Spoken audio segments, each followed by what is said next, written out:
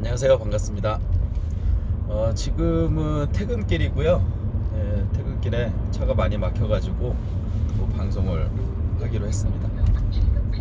지난 시간에 경제적 자유를 달성을 하려면 그 소득과 지출의 밸런스를 맞춰야 된다. 즉 소득을 늘리거나 아니면은 지출을 줄여서 내가 일을 하고 싶지 않을 때 일을 하지 않아도 되는 상황을 만들어야 된다, 이렇게 말씀을 드렸었는데요. 자, 오늘은 좀 소득에 대한 얘기를 해보려고 해요. 그 소득을 만드는 방법에는 크게 4가지 정도가 있다라고 해요.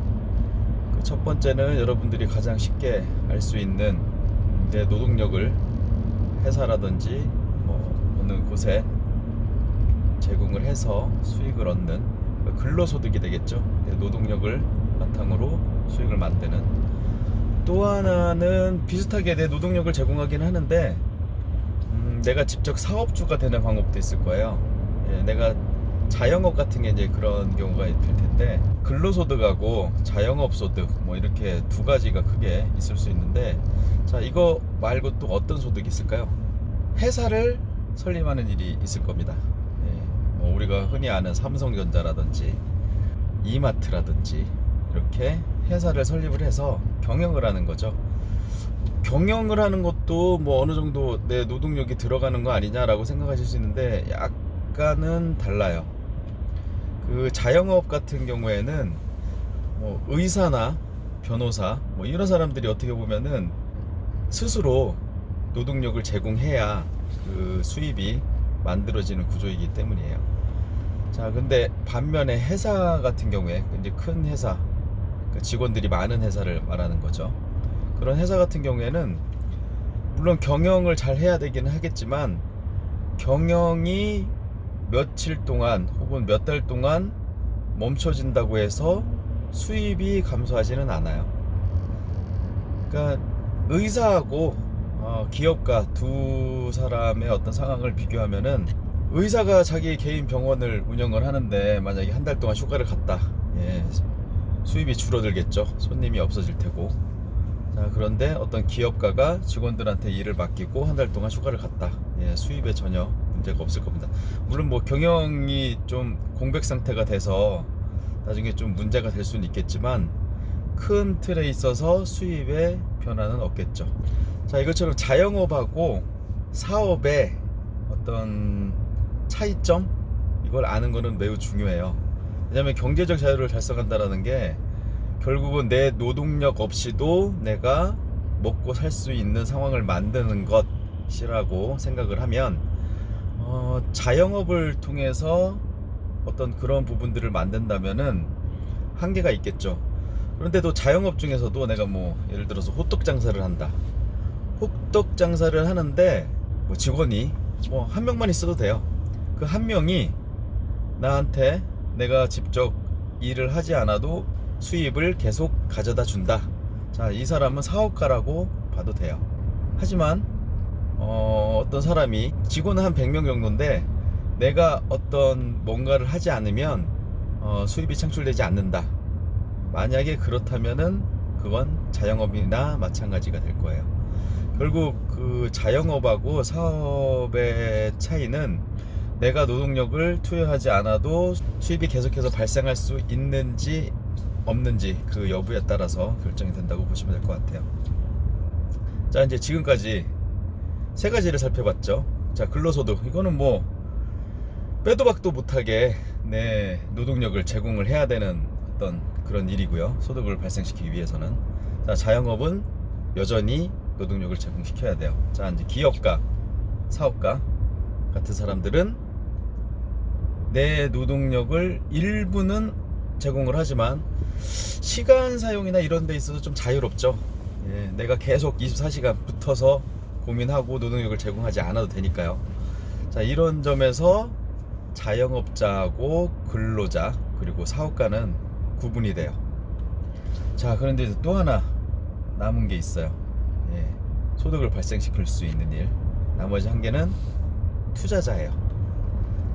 투자자는 앞에서 설명했던 거에 어느 곳에도 속하지 않게 자기의 노동력을 뭐 투자를 어떻게 할까 고민하는 뭐 이런 게 어떻게 보면 뭐 두뇌 노동이라고 할 수는 있는데, 일단 자유롭죠. 내가 특정 시간이나 특정 장소에 얽매여서 일을 하지 않아도 된다라는 차이가 있겠죠. 자, 그래서 크게 보면 두 가지의 구조로 나뉘어요. 자, 노동을 바탕으로 하는 노동소득, 그리고 자본을 바탕으로 하는 자본소득. 왜냐면은 회사를 설립하기 위해서는 자본이 필요하고요. 또 투자를 하기 위해서도 자본이 필요하기 때문이죠. 그러니까 내 몸과 시간을 투여를 해야 된다면 그건 노동소득이라고 볼 수 있고요. 그리고 내 돈으로, 내 자본으로 어떠한 소득을 만들어낼 수 있다면 그거는 자본소득이라고 보면 될 것 같습니다. 경제적 자유를 달성한다라는 거는요, 결국은 내 노동이 없이도 내가 자유롭게 삶을 영위할 수 있다라는 측면에서 본다면, 내가 모아놓은 돈이 없더라도 내가 계속해서 소득을, 현금 흐름이라고 하거든요. 예, 매월 돈을 만들어낼 수 있다면 그것은 경제적 자유를 달성할 수 있다라고 봐도 무방하죠.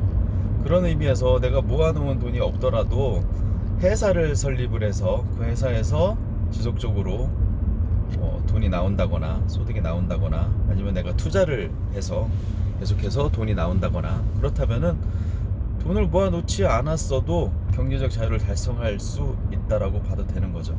만약에 내가 딱 어른이 되자마자 금수저로 태어나서 자본이 있다면 바로 자본소득을 만들 수 있는 어떤 그런 환경을 만들 수 있겠죠. 하지만 대부분의 많은 사람들은 그렇지 못할 거예요. 그렇기 때문에 처음에 시작은 결국은 노동소득으로 나중에 자본소득을 만들어낼 수 있는 자본을 내야 됩니다.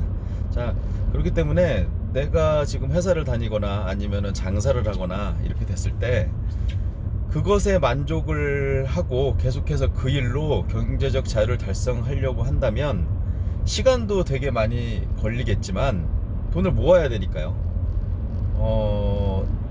실제로 쉽지도 않을 거예요. 반면에 자본을 만들어내서 어느 특정 시점에 그 자본소득을 만들어서 경제적 자유를 달성한다라는 계획을 짜게 되면은 좀 더 빨리 경제적 자유를 달성할 수 있겠죠. 왜냐면은 계속해서 노동소득으로만 돈을 모아서 경제적 자유를 달성하려고 해요. 이 사람이 필요한 돈이 10억이다 라고 했을 때 이 사람이 나중에 일을 하지 않아도 되는 상황이 될 때까지 10억이라는 돈을 모아야겠죠. 자, 그 돈을 모으는 시간도 되게 오래 걸릴 뿐더러 그 돈을 모았다고 하더라도 버틸 수 있는, 그 모아놓은 돈으로 쓸 수 있는 시간은 한정적일 거예요.